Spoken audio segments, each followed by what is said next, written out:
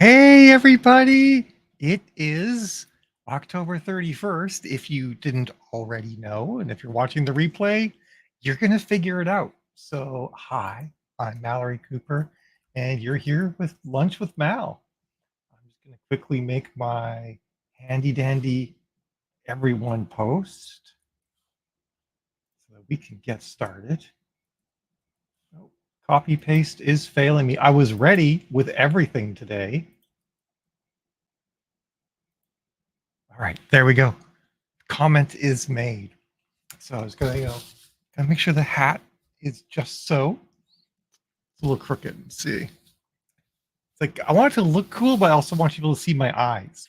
But like it's actually kind of cooler if you can't. If you can't see one.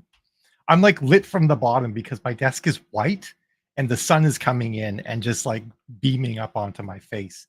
It's also, believe it or not, um, like 75 degrees out today, here just north of Boston, which is crazy considering that it was snowing when Jill and I came back from the gym on Monday. It was like not like sticking, but there were snowflakes in the air hitting the windshield. It was redonkulous. Hey honey, you're on YouTube of all places. Unexpected this is. So got 10 people here already. So sound off. Who's here? Who's watching? What do you guys have going on today? Is anyone doing fun, crazy things? I had someone ask me, they're like, hey, what are things like in Salem? And I'm like, I don't know. I'm not crazy enough to go there on October 31st. So, because we live very close to Salem. So that's why I got asked that. Hey, Deborah. Deborah and I just actually had a chat and got her. We didn't get her ad account had some problems. We didn't get it fixed, but she actually had a second ad account just sort of tucked away. So we were able to get that rolling for her, which I'm super excited about because I love it when people are like unblocked by the BS that can sometimes happen doing this sort of thing, which is actually partially my topic for today. I am hot. I just have to open this door behind me, otherwise I'm going to melt.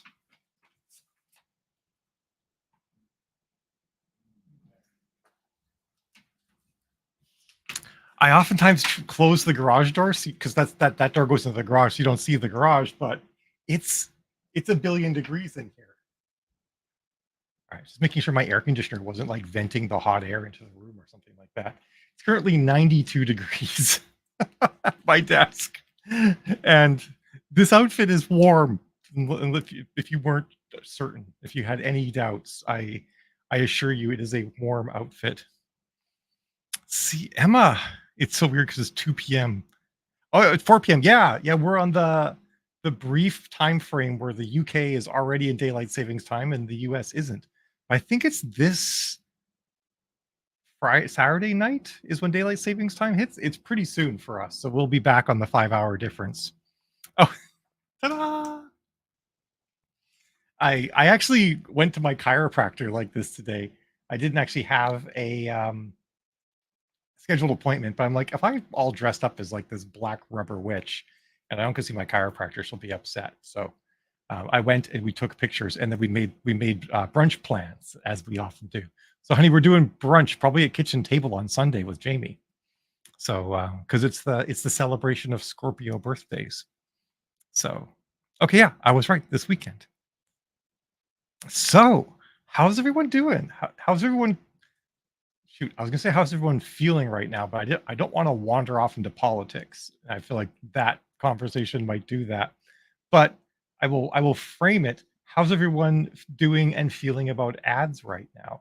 It's always like a time of uncertainty coming into this time of year because we've got, every 2 years at least, we have a noteworthy election. And of course, every 4 years is a more than noteworthy election. And even if you don't live in the US, but if you're marketing and selling books, chances are the US is your biggest audience.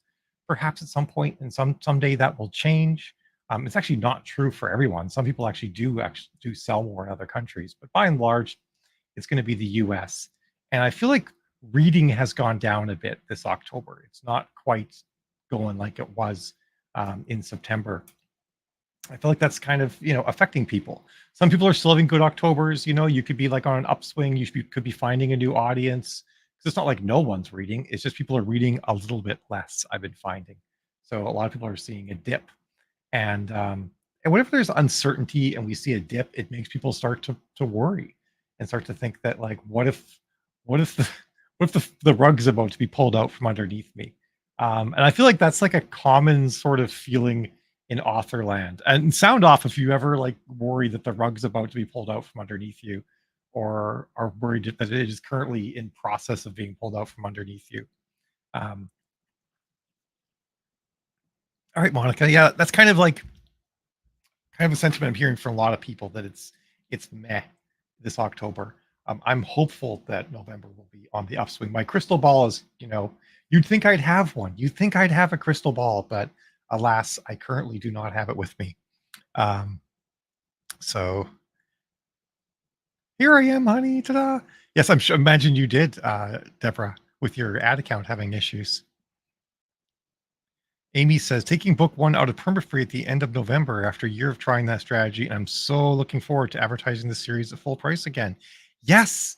Yeah, I'm I'm sure you've all heard me say this before, or maybe you haven't. I'm not a fan of perma-free. I don't think it works like it used to. It used to be a great strategy because you used to be able to get about six, if you were lucky, 10% conversion from your perma-free book one to book two. But now, like if you're doing well, you're getting 2%. And that generally isn't feasible for ads. Like if you can do lots of like, grassroots beat in the streets kind of marketing, you can make it work. But like it's exhausting. And if you want to try and run paid advertising, it's the sales and reads of that first book that usually are going to make up a third to half of the revenue you make from a given ad. So if you take that out, you have to have a ridiculously profitable situation to make them work. So I'm glad that you're doing that. I think that's going to be good for you. Are you going into KU, Amy, or are you just taking out of perma-free and staying wide? I'm kind of curious what your strat is there, but I'm supportive of that. I also just feel like as authors, we need to be where I'm trying to think of like a nice way to say this. I mean, it's a nice way. I just think we need to not give away too many books for free, quite honestly, because there's a lot of us out there, and if we all give away books for free, most readers won't ever need to pay for books, and it doesn't help us a lot. I mean, that's not actually how it pans out because the voracious readers read lots, and people actually want to finish series and whatnot is totally a thing. But I do feel like it takes us a lot of work to make a book, and we don't sell them for very much money. So I think we deserve to be paid for our labor. And I also feel that if we value our labor, other people value our labor. And if we devalue our labor, other people will devalue our labor. Okay, just why? Just taking out perma free. Cool. Not doing Zoe Bob either this season. I'm kind of done with free for a while. I need a break. Yes, I feel you. I really do. Does anyone know when she's doing the Zoe Bub this year? And hello, Ms. Ocampo on YouTube. Hey Monique, how are you doing? Um 99 cents for book one is definitely something that I think you can experiment with. I think you can run 99 cent on book one for like a month and then don't do it for a month and see what it does to your read through. Because a lot of times what will happen is that a 99 cent book one, you'll get a lot more people who will buy the book on a lark and then decide they don't want to keep reading. So it can make your read through go down. So you sometimes, like you cast the net wider, you will get more people picking up book one, but do enough of them read through to book two to make up for losing 90% of your revenue off book one. Now, if you're in KU, the nice advantage is that you still make all your KU money and you're more attractive to people who buy books. So it's a little bit different depending on whether or not you're in KU for how that strategy pans out. Um, that's interesting. Better read through with a free book one than with it 99 cents. I've literally never seen that, Monica. That's pretty wild. Let's see. Jill says, I do it for a promo, but not perm. Yeah, I generally lean towards full price for book one or with sales, but there are some scenarios where it can work better. And I'm all about testing, and seeing what works differently for different people. I see a lot of fancy hardbacks showing up in ads. They cost a lot to make. What do you think of those? I think think it's a risky proposition from an ads perspective. Um, the thing is, like, the people that are going to buy, there's two groups of people that are going to buy your fancy hardbacks. There's going to be people who just want to buy and collect cool books, and there's going to be your hardcore readers. I feel like your hardcore readers are already on your mailing list, so you can find them that way. I think if you want to do fancy um, hardcovers, you're far better off doing a Kickstarter and making an event out of it than trying to do like a long-term run of those. Um, I guess maybe if you had a bunch of overstock and you were trying to clear it out at a discount, then maybe you could run an ad for it. But I find that even just doing regular print on its own, at $12, 13, $14 is a tricky proposition from an ads perspective. Jill does. Yeah, Jill's one of those people who will collect fancy hardbacks and not read them. She just wants to have them. But yes, Kickstarter, absolutely. I think that's the way to do it, because then you make an event out of it. Then you can like order the correct amount of inventory and not have to like hold inventory. Because if you get fancy hardcovers, you've got a bulk order, right? And then you're sitting on inventory, and that's risky. Um, I feel like this business is hard enough without introducing more risk. Whereas if you do a Kickstarter, you then get to order. You just order what you need. Everybody's basically prepaid for their books, and you go from there. I've heard fancy special edition hardbacks do better through TikTok shops. Yes, I think they do better through TikTok shops. I think one of the tricky things is that Facebook is full of older people by and large. And I feel like most older people are not looking to buy a lot of additional heavy physical items that they would have to move around or get rid of somehow. That's more of a younger person's game, buying expensive, heavy collectibles that take up a lot of shelf space. So I think I think that's also part of it. And I kind of feel like I bet you most people here, as they've gotten older, keep fewer and fewer physical books around because moving them, them taking up room, storing them, having bookshelves dedicated. Now, there's some people that are hardcore and they will never stop. They will live in a hoarder's version of a wizard's, tower keep bookstore situation kind of thing, right? Nothing's going to stop them from doing that. I get that, but there's also, I think most people downsize that sort of thing as they get older. I think it's probably why TikTok does better. So yeah, so Jill suggested what to talk about today. Let me just bring that back up so I make sure I gather everything she had. Jill is the one that oftentimes I'm like, honey, what do I talk about today? And she's like, you should talk about this. And then I get going. We're like that, our brains don't function properly without the other person. At least mine doesn't. Yeah. So, okay. Yeah. So it is about mindset, which is actually what I put in the description for this video. So that's perfect. There's always, there's always going to be things go wrong in business, and that's what we're all running, right? If you're trying to do this as more than just a hobby, which is a valid thing to do, if you want to write just for a hobby, that's totally okay. I suspect if you're here listening to me, it's probably because you want to do this as a business. And there's always going to be things in business that go wrong. If our business has mostly dealing with vendors that go not vendors, retailers that go wrong. Although sometimes our vendors cause problems too. I was talking to someone just the other day, and they have the worst luck with cover designers. They just can't seem to get a cover designer that doesn't ghost them or just stop doing covers or something like that. And I'm like, that's terrible. But for us, it's the retailers, and mainly because the retailers are so opaque for us. We don't get a lot of visibility into what goes on, and our retailers can sort of just like change things. We don't even know things were changed, and then our book sales dry up. And then we also have I guess you consider Facebook and AMS to be vendors, sort of. Yeah, I guess they're vendors. They can be pretty opaque too, right? Like they can shut down your account. They can just cancel. Facebook can have random errors with your ad that says like deliverability errors. Try resaving it and see if that works, and it doesn't. Like that sort of thing can happen, and it can be pretty frustrating. So I feel like that's one of the things that we need to sort of tackle, each one of us on our own, is to be like, some of the stuff, some amount of stuff is going to go wrong, and some of us do seem to be unfairly targeted by things that go wrong more than others. That's totally a thing that happens. But I think we do definitely have to sort of like almost keep some spoons in reserve, right? And not like maybe not so much worry that the other shoe's always about to drop, but just be like, you know what, I need to like be prepared for the fact that something could go wrong. And that kind of brings me back around to when I mentioned at the beginning, like how often do people feel like the rug's going to be pulled out from underneath them? I remember um, oh man, this is some interesting conversation here. I'm gonna come back around to that.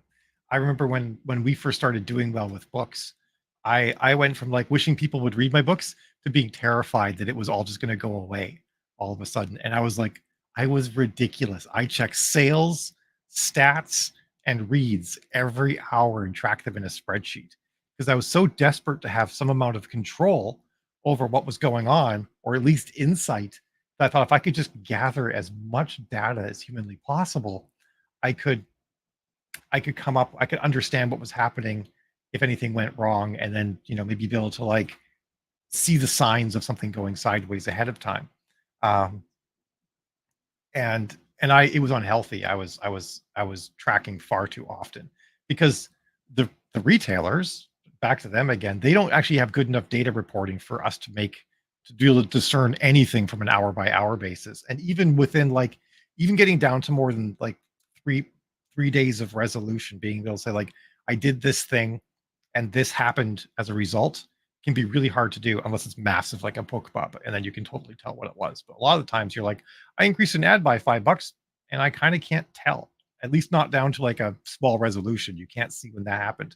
You can say like I made like I added 3 ads, $10 a pop, and I can totally see that if I look at the first 2 weeks of a month and the last 2 weeks of the month that my reads have changed. But getting finer resolution to that is pretty hard, which can be stressful because it makes a lot of marketing our books be a waiting game, which is mentally taxing without a doubt. Let's see. Dun, dun, dun. Jill says she doesn't even read the genre. Yes, that's true. Yeah, that does suck, Monique, about the signed copies. Only be able to do that when you're in the States. I missed that as well. Oh my goodness, Judith, you're hardcore. See, you're one of those people. Although if you have a big house, you're probably not doing like the Wizard Tower bookshop situation. Deborah's got rid of a lot of hardbacks when they moved. They were just too heavy to hold. Yeah. And I like reading books in bed, and I got tired of dropping big, heavy books on my face. I did give my daughter 4,000 DVDs when we moved, kept about 2,000. You're a TV movie person like we are, Monique. I like that. It's why I'm only reading on Kindle. He divorced me, Dana says. I'm not tracking a spreadsheet, but I'm terrified when people read, but I'm constantly checking. Yes, yeah. Uh-huh. November I'm tracking because it's my first serious month of book funnel. That's good. Yeah. At a certain point, you do have to start keeping some sort of metrics, right? Because you don't want to be like, you don't rely entirely on your memory for how things were, because we all know what that can be like. You're like, I think I did okay last October. I'm not really sure. I didn't actually track anything. Whereas if you have like some sort of tracking, you're like, okay, my ad spend was this, my royalties were this, I had a release, that's right. And that bumped things up a certain amount. That can all be really good stuff to keep track of. Um, but yeah, so I do really feel like we kind of need to have a mindset where we sort of like remember that we are running a business and some stuff is going to go sideways on us. And we do, of course, need to be careful about the risks that we take, like our fancy. I mean, every one of us wants to have fancy hardcovers with like whatever you want for your hardcover, leather, velvet, sprayed gold edges, full color art inside the book, a fold out map. I don't know, whatever you want to have. We all want that, right? We all want to have our books like that and be super cool. But like from a business perspective, we're like, it's kind of risky. I'm not sure that I want to take on that spend and be holding that inventory and having to do all of that. That's definitely a lot. So of course we have to be smart about that and sometimes put our hopes and dreams on the back burner. But of course, Kickstarter does help with all of that. That's kind of our savior for that sort of thing. But there's also, the spending money to make money kind of the mental hurdle that we have to get over as well, because you can only kind of get so far for so long on grassroots magic lightning strike kind of stuff. Like I was talking with one author who's doing phenomenal, and she's never advertised. And I've actually had that happen with a bunch of authors. That was not me. My books did not sell on their own. I had to advertise to get people to find the right audience and get people to buy my books. But some people, it's Field of Dreams. It actually happens. They build it and the readers come. And I think it's less to do with I mean, I think the book has to be good, otherwise you're not going to get the read through. But I think a lot of it is like right place, right time. That definitely is a factor for a lot of people. I say that not just to placate people who might feel discouraged that they never got the lightning strike, but just to say like I really do think it is right place, right time in a lot of situations. Um, and where was I going with this? Come on, brain, come back to me. You're super hot, but you're not overheating yet. You can still do this. Um, I am overheating, but it's fine. I'll survive. Um, so talking about if you build the right, finding your audience and marketing. Um, so even if you are one of those lightning strike people and everything's just working and it's like everything comes up roses, trust me, the people that are in that situation actually have more fear than anyone else about the rug being pulled because they actually don't know why they're selling so well. They just know that they are. But because they don't know why, it could end at any time. And they actually worry about that a lot. Where once they start running ads and they can say like, okay, I am still getting a lot of magic money from algorithms or who knows what. That's maybe everybody and their dogs mentioned me on Reddit. I don't know, kind of thing.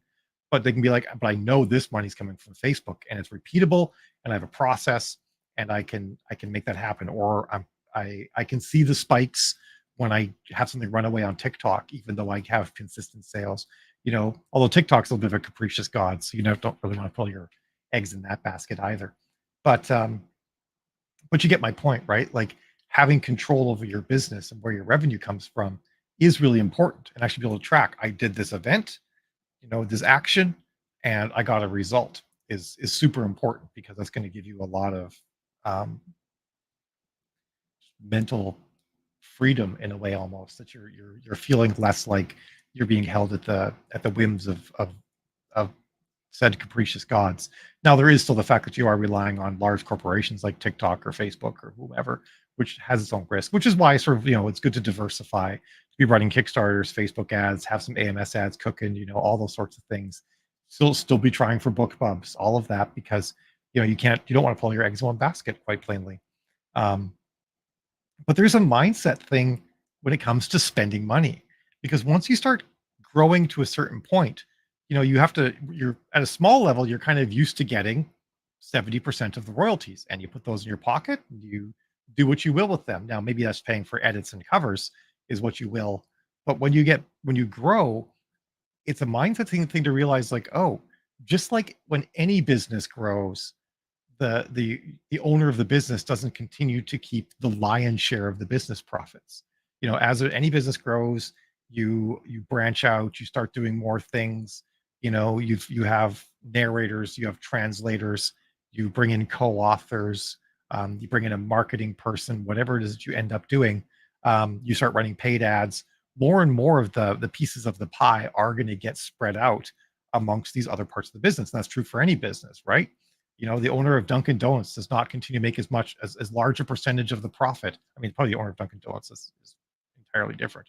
But let's imagine that Dunkin' Donuts was started by one woman, and she was cooking and she was taking home like 90% of the money from her first Dunkin' Donuts. I mean, that's crazy. That would never happen.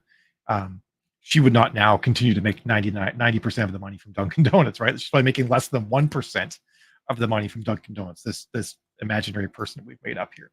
And that's the same thing with a writer business, right? We have to kind of get the mindset into the mindset, like as you grow, you will get a smaller chunk of the pie. So that's one of the things people have trouble with. They're like, oh, but I want to grow and keep the whole pie. But it's not how it works. I think we intellectually know that, but sometimes it's hard to like internalize that and kind of like accept the fact that growth means I keep less, or you just do more work and run yourself ragged. I mean, that's also an option. But even then, at a certain point, you're going to have to start outsourcing some things. And of course, you do want to be careful. Like I got kind of crazy in 2018 and 2019. I did like 5 model photo shoots, where I had like custom outfits made and all sorts of stuff. I spent at least $5,000 per shoot, possibly more now that I think about it, because had to pay for photographer, had to rent the space, had to get hair and makeup, both separate people, plus the models. And most of the shoots I had 2 or 3 people in them. I guess just 2, 1 or 2. So yeah, it was a lot to do all of that. And I don't I don't regret all of them. I regret 2 of them. I wish there's 2 of them I hadn't done because I never really got to make a lot of use out of the stuff for that. Um, but we do always have to be smart about where we're spending our money.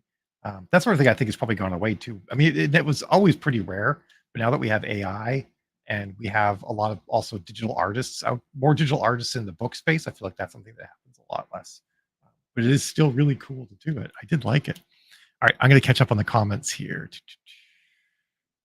Monique says, I want to try spanning covers like my DVDs. Yes, I've done that. It's super cool. It's a little bit tricky because, as I'm sure you all know, Amazon is not known for consistently cutting the books. So your bleed can be a little bit wonky, but it's still pretty cool. You can still get them to look pretty good. Jill says, I think mindset and fear hold authors back when it comes to Facebook ads and all paid advertising. I think sometimes we make it more complicated than it actually is, at least for some genres and catalogs. Emma says, fear definitely held me back from doing Facebook ads. I was convinced I wouldn't be good at them and I'd lose money. Now I had to do a lot of hand holding to get me going. I did, but it worked, right? Emma, like you, I mean, you still obviously come to me for help, and that's what I'm here for you. But you make the right choices. Like half the time when I'm talking with Emma now, I'm like, yes, everything you suggested is exactly what I would have told you to do. So go forth and do those things.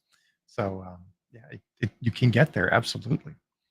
Maggie says, this is me. I want to do them, but afraid I'll be bad at them and sink loads of money into them that I can't afford. And that is something you obviously as a business you need to think about too. Like, can I afford to have this risk? And if you're going to do Facebook ads, you need to have 8 hours a week of time, and it probably won't take you that long. But I'm suggesting that you over budget a little bit in your time. You need to have 8 hours a week, and you have to have $300 a month that you could just light on fire. I mean, don't light $300 on fire, but you want to have roughly $300 that you just don't need. Someone just put something inside the door. I'm not sure who that would be because the mail already came, but you might want to see what that was, honey. I can kind of see the garage door just a bit. You guys probably saw it move. Hey, Cithros, how are you? But yeah, because if you want to run a single ad at $10 a day, that's $300 a month. So you've got to have some money for that. And also, when you first start running ads, you will have ads that do not work. I promise you. Because like with anything, anything you do, the first time out of the gate, you're not going to ace it. So you are going to have to say like, okay, when I start doing ads, it's like I'm going to school. I'm going to school to get a social media marketing degree, and that would cost me money. And that's what it's like when you start running ads. You might try to solo it. You might hook up with someone like us or some other people to teach ads. You might like scour the web for all the free ad courses or something like that, which is, you can spend money or you can spend time to learn this, whichever way you want to go. And you're going to spend some time and money figuring out how to run ads. You spend some time, money on ads. And that's just like if you were to go to school for this sort of thing, there's going to be this initial outlay while you learn, while you perfect your craft, and while you get better at it. It's just like anything, like as a woodworker, I did not make great tables my first few times out. Like they were tables. You could put things on them. you know they would last for some amount of time, but it took a long time before I could make tables. I'm like, this table will last 100 years, kind of thing. And I'm sure we all know that cooking, ads, creating things with Lego, whatever the case may be, all skills take practice and need to be mastered, and ads are definitely there. So you do have to have some money that you set aside, and it's a mind game. You have to put that money aside and say like, this money is gone. And if I get something back from it, that's awesome. But it's just like, gambling in Vegas. You go in expecting to lose the money that you go in with, and if you come out with more money, that's awesome. Yeah, Judy says life is trial and error, and I absolutely agree.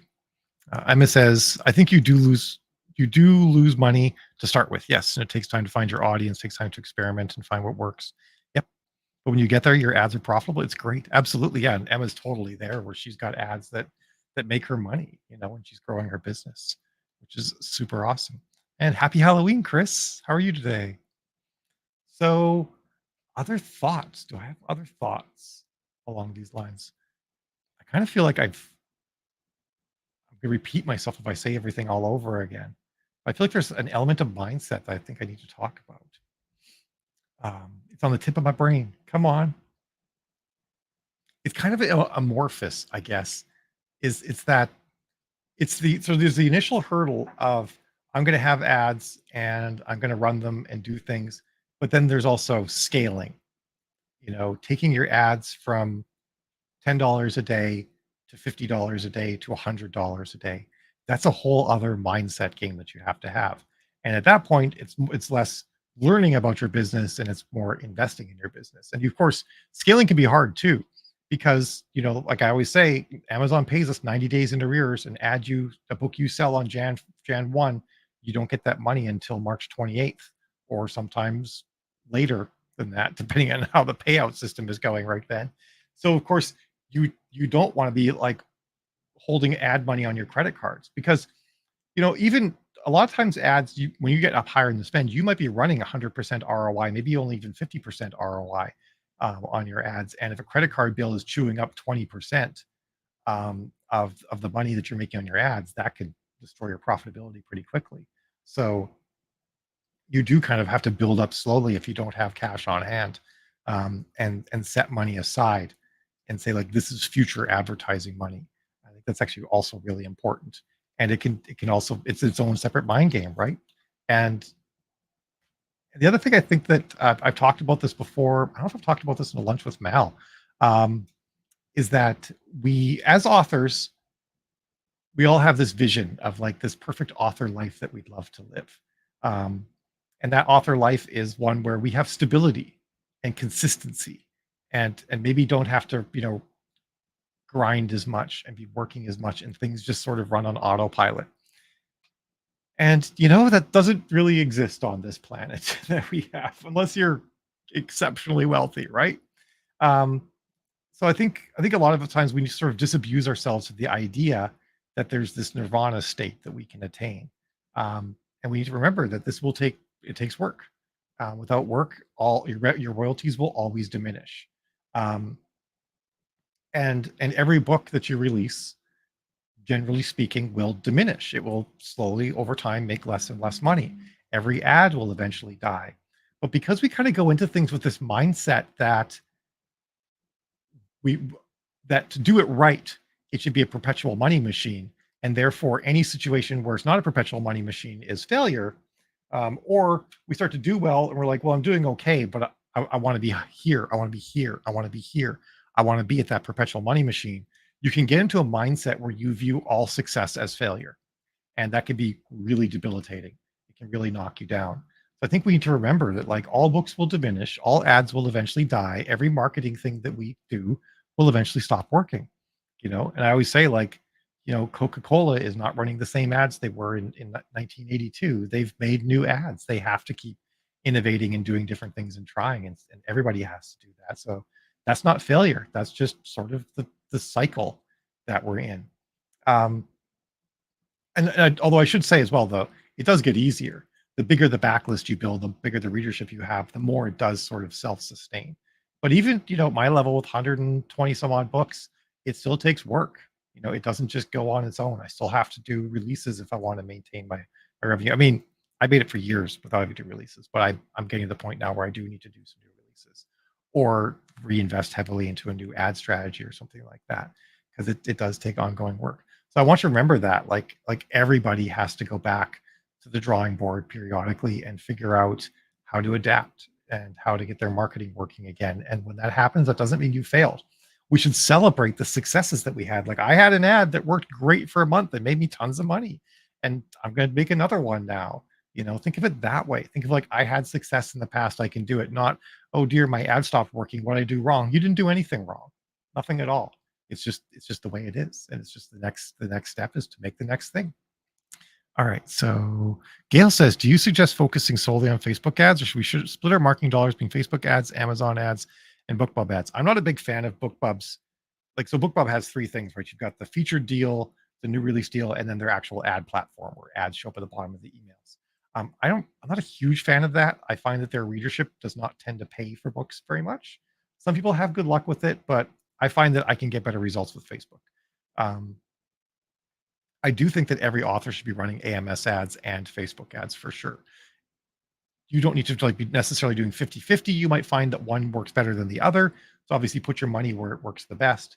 But you should be running both. I really do believe that. Um, yep. Jill says largely what I'm thinking. I find Facebook ads to be a lot easier to do.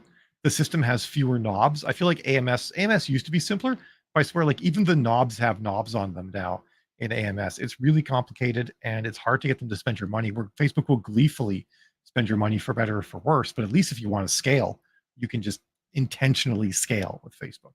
And that's a lot harder with AMS. Um, but also the great thing about AMS is even if you can kind of get some impressions going, that's that's free impressions. That's eyeballs on your book. That's awesome. So it has a lot of advantages. Um, yes, you do, Monique. You need to decide which series to promote. Absolutely. I would look at your read through. You know, do the numbers on your read through for all your series and see which one gets the best read through and is the longest. You know, what's sort of your best combo, and you should get an idea that way of which one you should advertise. And generally, the one with the best read through is also going to be the one where I lost my train of thought for a second. It's going to be the one that's easiest to advertise because it's generally the one that's just most attractive to readers. So I saw on YouTube said finally latex. I did back in I think it was 2022, right when the Ukraine war broke out. I did a live stream to raise money for the Ukraine, and I did a gas mask. I wore a gas mask in full latex for like 12 hours or something like that, um, and raised a decent amount of money. Like I want to say it was like $2,000 or $4,000 or something in that neighborhood. I got a lot of people that follow me on YouTube now for when I wear latex, so they're usually pretty happy when I do. Which I don't do it on Lunch with Mal that much. If you want to find me in latex, Instagram's a far better place to do that, folks. Um, but yeah, there's always someone that pops in and they're like, "Are you going to wear rubber today?" And I'm like, "No, I'm not, but today I am." Surprise. I mean, it's Halloween, right? It would be criminal if I wasn't wearing something like this. Oh, have you, Monique? Because you were in the UK before, weren't you? Oh, you had just moved to Poland. Okay. That must have been alarming, but you're in the UK now, right? Am I remembering things correctly? That would be alarming to say the least. Yeah. Um, it still kind of boggles the mind that that's all still going on. That it hasn't wrapped up in some form or another, and that it's kind of just slipped out of the common general consciousness, at least over here. I don't know if that's the case in Europe or not.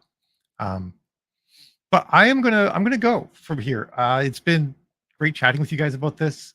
I I don't know. I'm not the best person to talk about mindset, but I'm such a tactics and strategy person, right? Like here's my overall strategy, um, and then here's the specific tactics I'm going to execute to achieve that strategy. Um, but I think that the reason why I'm not super good at talking about mindset is I sort of have this natural mindset built in where I view all obstacles as interesting and fun challenges. And I have a view that I've had, and it's there's a little bit of hubris involved in this view, but I'm going to stick with it. I'm going to hold on to that because it's working for me. I believe that that any there's nothing that another human can do that I also can't do. I'm smart enough, I'm good enough, and doggone it, people like me, right? Remember? Ah, shoot, who was that? It was on Saturday Night Live. It was a non-binary character back before non-binary was a thing, and now I can't remember the name of the character. Was it Stuart Smalley? No, he said, but Stuart Smalley wasn't non-binary. Maybe I'm getting things conflated, but either way, I'm good enough. I'm smart. Okay, it was Stuart Smalley. Um, so yeah, but not non-binary. I must be thinking someone else. But anyway, yeah, I'm good enough. I'm smart enough, and doggone it, people like me. And if you don't believe it, say it in the mirror until you do, because I guarantee it's true, right? If you're smart enough to write a book, you're smart enough to figure this other stuff out, and I know you can. Um, and I really do believe that. Like I do believe that all obstacles are interesting challenges. They're fun puzzles. I'll figure them out. Do I get discouraged sometimes? Yes. It's not like I'm made of Teflon. I am very slick, and a lot of stuff will roll off of me right now, but I'm not actually coated in Teflon.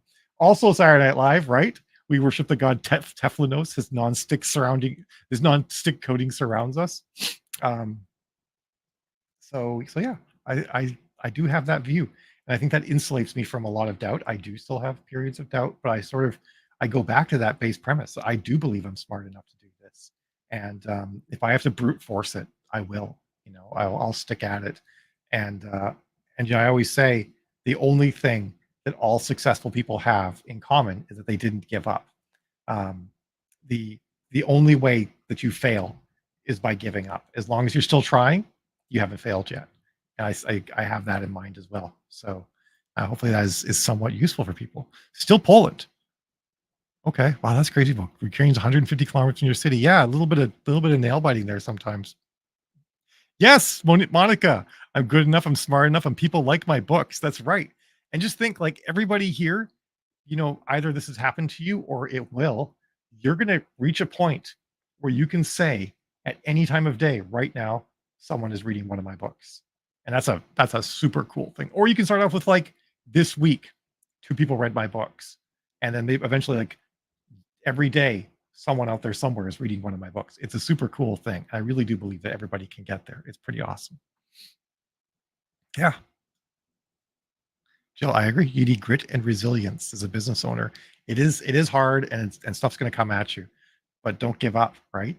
Like you want this, so keep pushing, keep trying, and as long as you're doing that, you haven't failed yet.